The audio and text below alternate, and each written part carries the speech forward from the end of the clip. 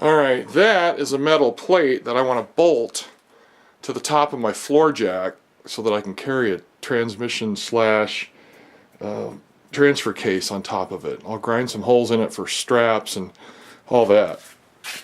This is what holds the cap on the top of the jack. So I got to make it, well, that's like a 1-inch hole. So that has to go in there. Here's my oil pump priming tool that I made out of some hex stock. This is the same hex stock you drive an oil pump with on a 383 440 Chrysler. So I had to grind some flats on it, and it turns out that this may not quite be thick enough. It's not as wide as a 1/2-inch distributor blade that goes into the oil pump on these 4-liter Jeeps, but I think it'll spin it good if we just slip a socket over it so it doesn't spread it open.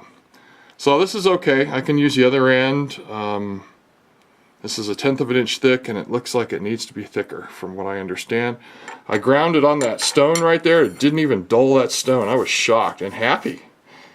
So anyway, one of the drill bits that I'm going to use for that bad boy, it's just a frickin' drill bit. But I have used this 30 years ago to drill out the back of a crankshaft on a 383 automatic engine, so you could put a bushing in there, a pilot bushing, for a 4-speed. So you had to drill it bigger in diameter and probably a 1/2 inch deeper, as I recall. So that's the bit I used. I paid $30 for that bit 30 years ago. So we're going to use it again. It's not quite big enough for that, but it'll get me a lot closer, and then I can figure it out after that. So expensive. Yeah, Silver and Deming, good God. That'll be the most expensive drill bit of my life.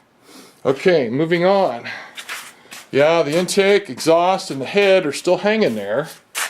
So today, I come over here thinking, alright, we got the old hose out, gonna put a new hose in, and I start getting sidetracked by the fact that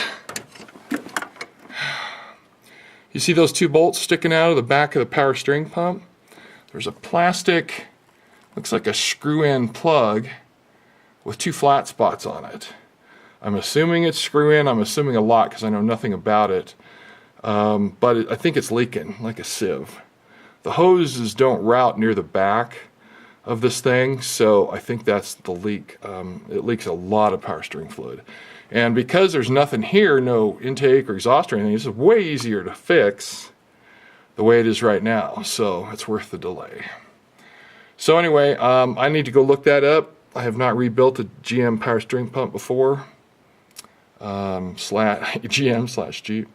So anyway, that needs to get resolved before I can put it all back together. I got the hose out, so once this gets fixed, the hose goes back in, then the intake, exhaust, and the cylinder head get bolted on. And that would be most excellent. Alright, well, that's it for right now. 4-liter Jeep, getting there. Taking a while, but it's getting there. I really wish I had new 4-port or 12-port injectors for this damn thing, but can't afford them right now, and it's not hard to swap them once it's all installed. But anyway, that's it for now. See you, bye.